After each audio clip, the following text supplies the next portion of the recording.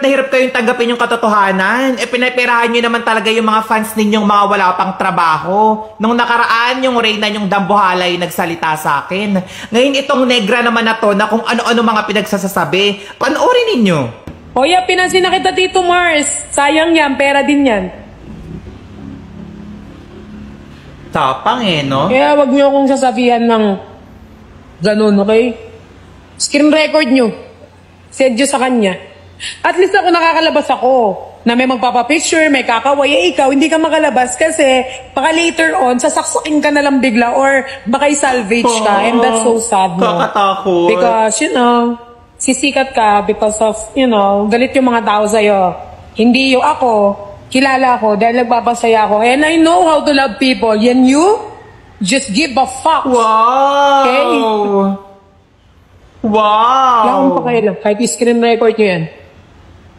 Maganda yan. Para naman, baka wala nang laman yung bank account siya.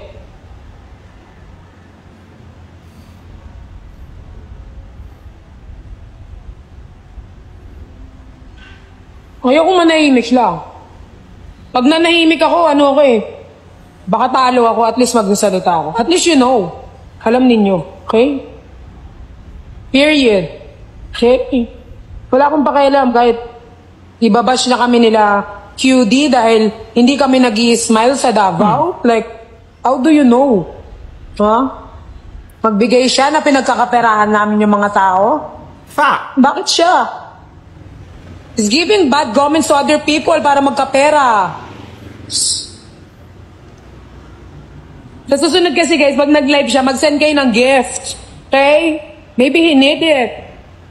Galit na galit kayong lahat kasi nabuko kayo.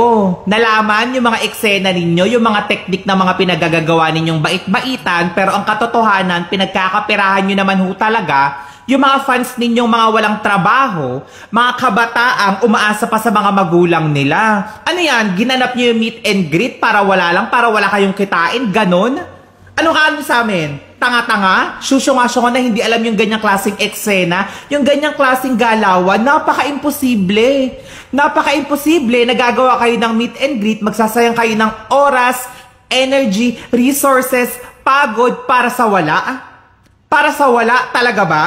Tapos sasabihin ninyo na yung fee na babayaran ng mga pupunta, 500 to 800 pesos, pupunta dun sa mga security, sa mga eksena, sa sound effect, sa production at chuchu, magtigil.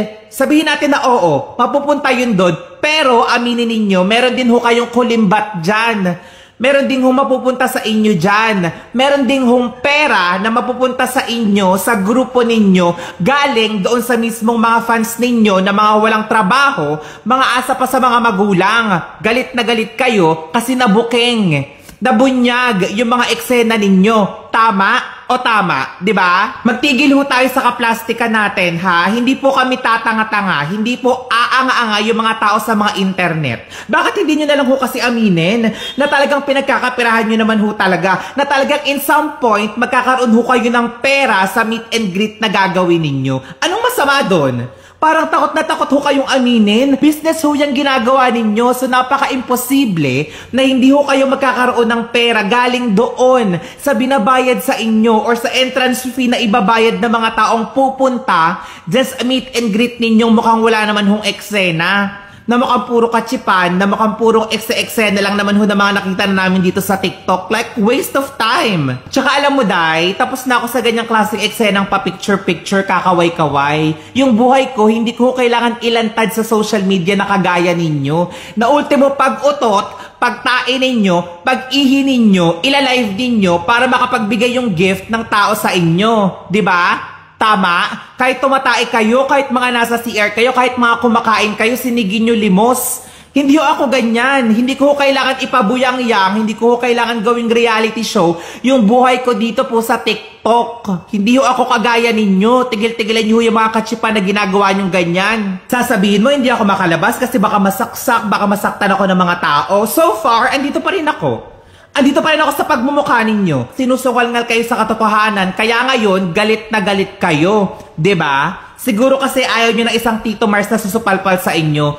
Ayaw nyo na isang taong bubunyag sa mga eksena ninyong kaganyan-ganyan na parang gusto ninyo bait-baitan lang kayo. Patawa-tawa lang kayo. Pero ang katotohanan, pineperahan nyo lang din naman ho talaga yung mga tao sa paligid ninyo. 'Di ba? Magtigil nga kayo dyan. Tingin nyo ba magsasayang kayo ng pagod? Magsasayang kayo ng boses kaka-live-live ninyo? Kung wala kayong napapala?